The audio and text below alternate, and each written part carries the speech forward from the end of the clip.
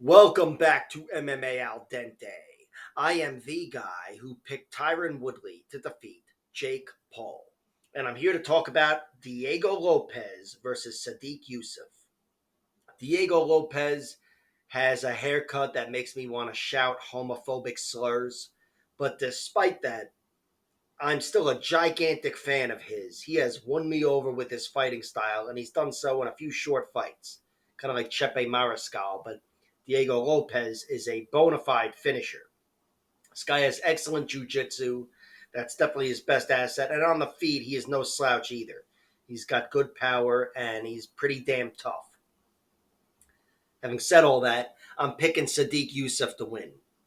I think Sodiq Yusuff will be able to keep himself safe from Diego Lopes, and he's really going to have to try and be on his toes in the first round. But after that, I think he'll be able to slow the fight down and beat up Diego Lopes a little more, whether it's on the feet or even on the ground if he should find himself on top.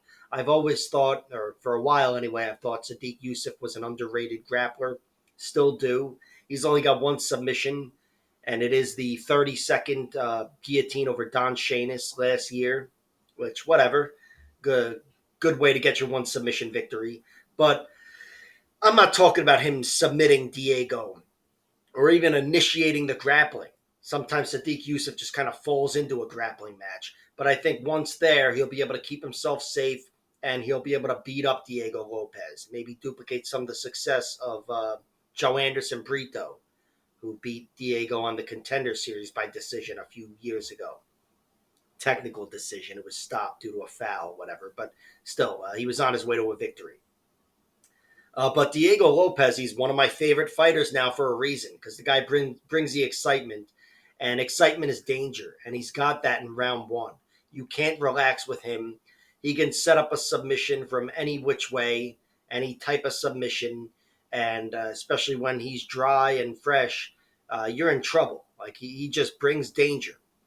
And of course, he did knock out Pat Sabatini, and he does have good knockout power, Diego Lopes. It's just Sodiq Yusuff is very fucking tough. I don't think that's going to be a factor at all. I think he could hurt Sodiq, but I'd envision Sodiq just being able to handle what Diego's throwing at him and throwing a lot better shots in return to Diego Lopes.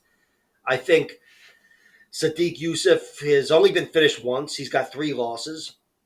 The one knockout was due to a takedown. He was fighting this guy, Luis Gomez, who's been around and fought some good fighters.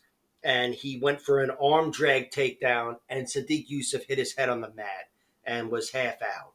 That's how he was finished. So it is, I guess, a strike against his chin, but that's like a fucking car accident when you see how hard he hit the mat. I think he's pretty damn healthy.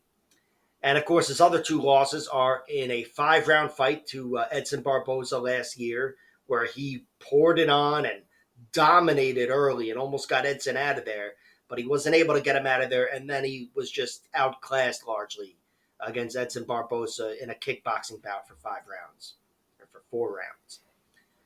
And his other loss is to Arnold Allen. Really close fight. I thought Arnold definitely won, but it was still close. It's not like he was hurt badly in that fight, Sodiq. But I also thought it was a great look that Sodiq was the last man standing, and Sodiq took control of that fight in round 3. It was a great look, but again, too little, too late. He definitely lost the decision. But that's been it as far as Sodiq Yusuff losing, and he's beaten some excellent fighters: Andre Feely, Don Shanis, Mike Davis. On the Contender Series. That's a win that's gotten a lot better with age, and that was an excellent fight. And he was chopping Mike Davis up with his feet. He had some excellent leg kicks there, calf kicks, but also hurt him as well with his hands. And that was just an excellent 15-minute performance. And Diego Lopes, he's got 6 losses, 4 of them by decision, 2 by knockout or TKO. He was TKO in the second round earlier in his career. This guy, Rodrigo Praya. I tried to see the fight, wasn't able to. No idea what it looked like. But I was able to see his other TKO loss. This guy, Amir Alzarkayev. I'm just remembering these names. It's not like I wrote them down. I just remember it. But this guy Elzer Kayev, that's totally not his name now that I just committed to bragging about it. But this guy was able to take away the danger of Diego Lopes, put him on his back, and beat him up. He didn't just, get by the danger. He beat him up. And this is a loss where I have some questions. 3 questions, really. Was he knocked out? Did he quit? And did he cry? I honestly think he could have done all 3 of those. I've seen the fight multiple times. I still don't know exactly what happened there, but there's a chance he was knocked out. There's a chance he cried, and there's a chance he quit. Just wasn't the greatest fucking loss. And I'm not trying to shit on Diego Lopes. I think that's the anomaly of his whole fucking career. And that's without me having seen the other TKO loss. But it just wasn't a good look. Still, it was 6 years ago. And it's not like he hasn't been tested then and by more dangerous guys like Joe Anderson Brito. And his debut in the UFC against Movsar Evloev was a distinct, clear loss, but an excellent debut. He took it to Movsar Evloev in a way that nobody else did. Very few fighters are even able to because that's slick grappling. So I just wanted to bring up that I saw that TKO loss, but I'm aware that it's probably the anomaly in his career. His other losses, all 4 by decision. I've seen 3 of them, I believe, and they're all close fights. The Movsar Evloev fight, of course, the Joe Anderson Brito fight. Not that was so close, either one of them really, but he was definitely throwing up subs against both those guys and testing them. And this one 5-round fight he had against Nate Richardson, who's a solid journeyman. I thought Diego won that fight.